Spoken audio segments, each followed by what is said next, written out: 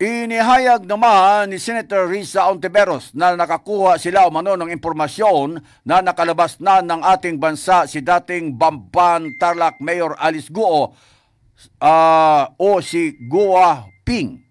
Ayon sa senadora, kung hindi pa natin ito gagawa ng paraan as an institution, as a country, parang nagpasampal na naman tayo sa mga dayuhang ito na paulit-ulit na labang ni sinasalaula ang ating mga batas, patakaran at proseso. Magugitang sinabi pa rin umano ni Senator Sherwin Gatchalian na naniniwala siya na maliban sa regular na daanan ay mayroon pang ibang paraan para makaalis ang ating alkalde o ang dating alkalde. Magugitang kinumpirma ng National Bureau of Investigation na isang tao lamang ang Guo at Chinese passport holder na Guo Huaping.